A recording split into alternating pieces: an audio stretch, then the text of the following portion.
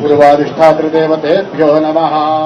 प्रातारमिन्द्रमवितारमिन्द्रगो हवे हवे सुहवग्ूषूरमिन्द्रम् भयामि शकरं पुरुहूतमिन्द्रगो मघवाधात्विन्द्रः। ओम दक्षिण अधिष्ठात्री प्रेत मातृदेवताभ्यो नमः। पश्चिम अधिष्ठात्री प्रेत मातृदेवताभ्यो नमः। उत्तरे प्रेत अधिष्ठात्री प्रेत मातृदेवताभ्यो नमः। सकलोपचारार्थे गन्धाद्युपचारैः सम्पूज्य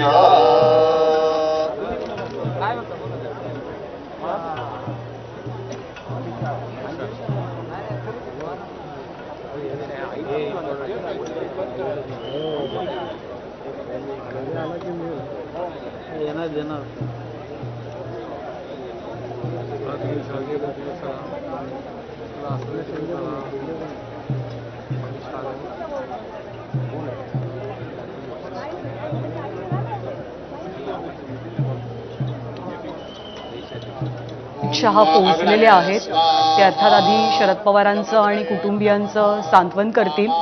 शेवटचे विधी, शेवटचा निरोप अजित पवारांना दिला जातोय आणि अर्थातच हा धक्का राजकीय पातळीवरचा सुद्धा एक मोठा धक्का मानला जातोय।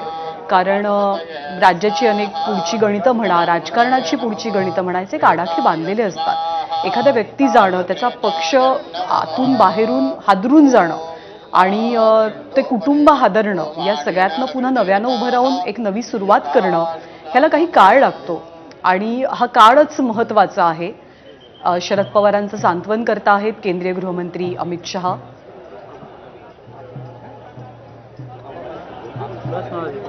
भाजपचे राष्ट्रीय अध्यक्ष नितीन नवीन हे सुद्धा आहेत आणि प्रतापराव पवारांची सुद्धा अमित शहांनी भेट घेतली आहे। या दोन सगळ्यात ज्येष्ठ व्यक्ती या क्षणी पवारांच्या कुटुंबात आहेत। पवारांचे बंधू प्रतापराव पवार आणि स्वतः शरद पवार।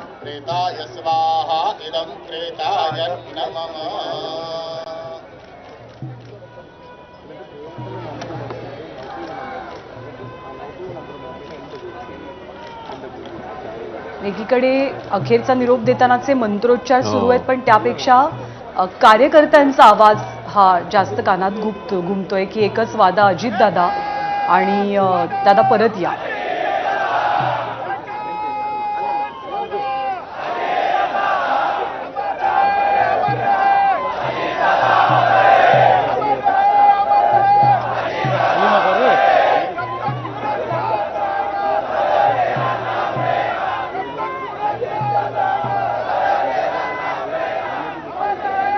ड्रोन प्लीज खाली घ्यायचे। ड्रोन पोलीस विभागाची सूचना, ड्रोन खाली घ्या।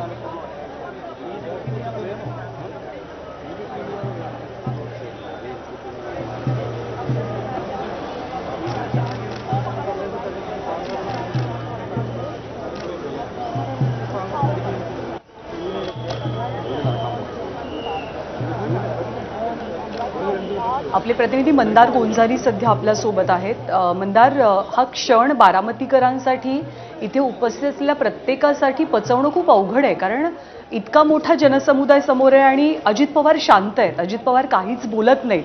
हे दृश्य ना कधी बारामतीनं स्वप्नात इमॅजिन केलं असेल ना आता त्यांना पचवता येत असेल।